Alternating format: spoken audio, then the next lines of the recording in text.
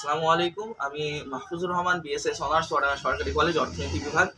আমি আপনাদের সামনে উপস্থিত হয়েছি আমার চ্যানেল এবং ফেসবুক পেজে নিয়মিত ধারাবাহিক ভিডিওতে। আজকে কিন্তু অর্থনৈতিক সমস্যার সমাধান চলছিল। গত পর্বে একটি ভিডিও আপলোড দিয়েছিলাম, এক অধ্যায় শেষ করেছি। আমরা কিন্তু দ্বিতীয় অধ্যায়ে চলে এসেছি। দ্বিতীয় অধ্যায়ের যে প্রথম ভিডিও ভোক্তা, অধ্যায়টির নাম হচ্ছে ভোক্তা ও উৎপাদনের আচরণ, উৎপাদকের আচরণ। এই অধ্যায়ের যে অধ্যায়টি শুরু করার আগে আমি তোমাদের কাছে কিছু বেসিক ধারণা দেওয়ার চেষ্টা করবো। বেসিক ধারণা না থাকলে অধ্যায়টি তোমাদের কাছে কঠিন লাগবে। তো বেসিক ধারণা বলতে আমরা এই অধ্যায়টি থেকে কি কি শিখতে পারি? আমরা এই অধ্যায়টি থেকে উপযোগ শিখতে পারি। একটা উপযোগ কত প্রকার, কি কি উপযোগ কাকে বলে, সেখান থেকে তার চিত্রগুলো শিখতে পারি। কত প্রকার মোট উপযোগ, গড় উপযোগ, তারপরে হচ্ছে প্রান্তিক উপযোগ, এগুলো সম্পর্কে ধারণা দেওয়ার চেষ্টা করতে পারি। তো সেগুলো শেখার আগে তোমাদের কিছু বেসিক ধারণা দেবো। বেসিক ধারণা কি? আমরা যোগান কাকে বলে, যোগান বিধি কাকে বলে, যোগান বিধি কত প্রকার, এবং যোগান বিধির যে চিত্রটা, যোগান সূচি কাকে বলে, চাহিদা কাকে বলে, চাহিদা বিধি কাকে বলে, চাহিদা সূচি কি রকম, চাহিদা চিত্র কিরকম, চাহিদা রেখা কিরকম, যোগান রেখা কিরকম, সব কিন্তু আমরা বেসিক্যালি আগে ধারণা দিব, তারপরে অধ্যায়ের ভিতরে যাব, তারপরে বিস্তারিত ভাবে করবো। তো প্রথমেই আমি বলে রাখি যে প্রথমেই আমরা চাহিদা সম্পর্কে পরিচিত হয়ে রাখি। চাহিদা, যার ইংরেজি প্রতিশব্দ হচ্ছে ডিমান্ড। ইংরেজি প্রতিশব্দ হচ্ছে ডিমান্ড। ডিমান্ড শব্দের অর্থ হচ্ছে চাহিদা। তো চাহিদা কাকে বলে? কোনো দ্রব্যের উপর, অর্থনৈতিক ভাষায় হচ্ছে কোনো দ্রব্যের উপর একজন উৎপাদকের যে যে ইচ্ছা, যে আকাঙ্ক্ষা, সেটাই হচ্ছে তার চাহিদা। কি বললাম? বললাম কোনো দ্রব্যের উপর, তোমরা নোট করে ফেলতে পারো, কোনো দ্রব্যের উপর, কোন দ্রব্যের উপর একজন ভোক্তার যে ইচ্ছা ও আকাঙ্ক্ষা, সেটাই চাহিদা। তাহলে কি বললাম? চাহিদা বলতে কি বলছে? যে কোনো দ্রব্যের উপর একজন ভোক্তার যে ইচ্ছা ও আকাঙ্ক্ষা, সেটাই হচ্ছে চাহিদা। এখন প্রশ্ন হতে পারে যে ভোক্তা কি জিনিস? ভোক্তা ভোক্তা হচ্ছে যে অর্থ দিয়ে কোনো দ্রব্য ক্রয় করে ভোগ করে, সেই কিন্তু ভোক্তা। এখন প্রশ্ন হতে পারে যে তাহলে কি আমি ভোক্তা নয়? হ্যাঁ, আমি যদি কোনো দ্রব্য অর্থ দিয়ে ক্রয় করে কিনে ভোগ করি, তাহলে কিন্তু আমি ভোক্তা। কিন্তু আমি যদি কারোর তা নিয়ে যদি ফ্রিতে খাই বা ফ্রিতে ভোগ করে ফেলি, সেটা কিন্তু তাহলে কিন্তু আমি ভোক্তা হবো না। যে অর্থ দিয়ে কিনবে সেই হচ্ছে ভোক্তা। তাহলে এখানে কি বলছে? কোনো দ্রব্যের উপর একজন ভোক্তার যে ইচ্ছা ও আকাঙ্ক্ষা, সেটাই চাহিদা। অবশ্যই প্রথম শর্ত হচ্ছে তোমাকে একজন ভোক্তা হতে হবে। তো ভোক্তার যে ইচ্ছা ও আকাঙ্ক্ষা, সেটাই হচ্ছে চাহিদা। আচ্ছা, এরপরে আমরা বললাম যে কি টপিক বললাম যে চাহিদা বিধি কি জিনিস, চাহিদা বিধি কাকে বলে। দেখো, চাহিদা বিধি, আমি প্রথমে বললাম যে ভোক্তার যে ইচ্ছা ও আকাঙ্ক্ষা, সেটাই চাহিদা। ভোক্তা কি করে? অর্থ দিয়ে কোনো দ্রব্য ক্রয় করে ভোগ করে। অর্থ দিয়ে কিন্তু কোনো দ্রব্য ক্রয় করতে হয়, অর্থাৎ কোনো দ্রব্যের দাম দিতে হয়। তাহলে অবশ্যই তোমাদের মাথায় আমি বললে তোমরা বুঝতে পারবা যে একটা চাহিদা বিধি, বিধির সংজ্ঞা দেওয়ার আগে বলে রাখি, একটা চাহিদা নির্ভর করে একটা দ্রব্যের দামের উপরে। একটা দ্রব্যের দামের উপরে, যেমন কিনা ভোক্তার ইচ্ছা ও আকাঙ্ক্ষার উপরে নির্ভর করে, তেমনি আবার নির্ভর করে ভোক্তার আয়ের উপরেও। অর্থাৎ আমার কতটুকু আয় হচ্ছে, যতটুকু আয় হচ্ছে তার উপর নির্ভর করবে আমি কতটুকু ব্যয় করব, কি দাম দিয়ে পণ্যটি কিনবো। আমার আয়ের উপর নির্ভর করবে, আমার রুচির উপর নির্ভর করবে, আমার ইচ্ছার উপর নির্ভর করবে, তেমনি কিনা দ্রব্যের দামের উপরে নির্ভর করবে। যদি আজকে দ্রব্যের দাম বেশি থাকে, আমি অল্প পরিমাণ দ্রব্য কিনবো। কালকে যদি কম থাকে, কালকে কিন্তু আমি বেশি পরিমাণ দ্রব্য কিনবো। অবশ্যই কিন্তু দামের উপরও নির্ভর করে। তো একটা জিনিস চাহিদা বিধির সংজ্ঞা দ্বারা আগে বলে রাখি যে এই যে একজন ভোক্তা কোন একটা দ্রব্য যে ক্রয় করছে, একটা দ্রব্যের দাম দিচ্ছে। দেখো, দাম, দ্রব্যের দাম এবং ভোক্তার কি চাহিদা।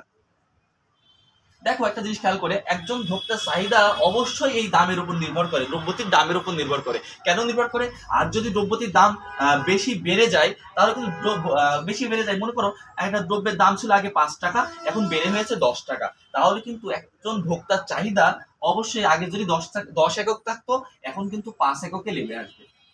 এটা কিন্তু আমরা পরীক্ষিত।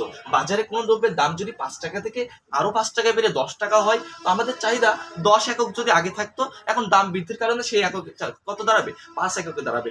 একটা জিনিস খেয়াল করে বলি, আমরা আমাদের সামনে লাইভ আমরা প্রমাণ পেলাম যে কিছুদিন আগে তরমুজের যে দাম ছিল, তরমুজের কিন্তু অনেক চড়া দাম ছিল। এই চড়া দাম থাকার কারণে কিন্তু আমরা বেশি পরিমাণ খরিদ করতে পারছিলাম না। কিন্তু এখন একটু কমে আসার কারণে কিন্তু আমরা যারা তরমুজ খরিদ করিনি, তারাও কিন্তু এখন সুযোগ নিচ্ছে, তারাও কিন্তু একটু কিনছি। ঠিক আছে, এইটা হচ্ছে যে দাম বাড়লে চাহিদা বাড়বে, আবার দাম বাড়লে চাহিদা কমবে, আবার দাম কমে গেলে চাহিদা আমাদের বেড়ে যাবে। এটাই হচ্ছে চাহিদা বিধির একটা মূল শর্ত। কি শর্ত? আগে আমি তোমাদেরকে বলবো, তোমরা লিখে নিতে পারো, বা আমি এখানে লিখে দিচ্ছি তোমাদের যে চাহিদা বিধি কি জিনিস। এই যে এখান থেকে যা শিখলাম সেটাই হচ্ছে চাহিদা বিধি। কি শিখলাম? যে কোনো দ্রব্যের দাম বাড়লে, আমি কি বললাম? দাম বাড়লে কি হয়? চাহিদা কমে যায়। একটা তরমুজের দাম বেড়ে যাবে, তাহলে আমাদের চাহিদা কমে যাবে, তরমুজ আমরা বেশি কিনবো না, কিনতে পারবো না। তাহলে দাম বাড়লে চাহিদা কমে, আবার দ্রব্যের দাম কমলে চাহিদা কি হবে? চাহিদা বাড়বে। দেখো, কোন দ্রব্যের দাম বাড়লে চাহিদা কমে, আবার দ্রব্যটির দাম কমলে আমাদের চাহিদা বেড়ে যাবে।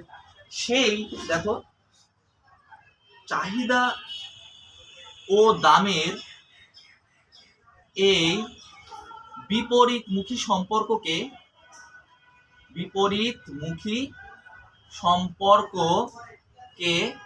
চাহিদা বিধি বলা হয়। তোমরা পোস্ট করে তুলে নিতে পারো। কি বললাম? আমরা প্রথমেই বলেছি কোন দ্রব্যের উপর একজন ভোক্তার যে ইচ্ছা ও চাহিদা, ইচ্ছা ও আকাঙ্ক্ষা, সেটাই হচ্ছে তার চাহিদা। ভোক্তা কি জিনিস বললাম? যে অর্থ দিয়ে কোনো দ্রব্য ক্রয় করে ভোগ করে, ফ্রি ভোগ করে না। তাহলে অর্থ দিয়ে কোনো দ্রব্য ক্রয় করছে, তাহলে সেই দ্রব্যের দাম দিচ্ছে, তাই না? তাহলে মানুষের চাহিদা, একজন ভোক্তার চাহিদা অবশ্যই দামের উপর নির্ভর করে। আর কেমন নির্ভর করে বলছে, কোন দ্রব্যের দাম বেড়ে গেলে মানুষের চাহিদা কমে যায়, ভোক্তার চাহিদা কমে যায়।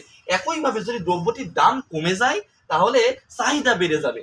এই যে দাম আর চাহিদার মধ্যে বিপরীতমুখী সম্পর্ক, এই বিপরীতমুখী সম্পর্কটাই হচ্ছে চাহিদা বিধি, বা ইংরেজিতে বলা হয় ল অফ ডিমান্ড।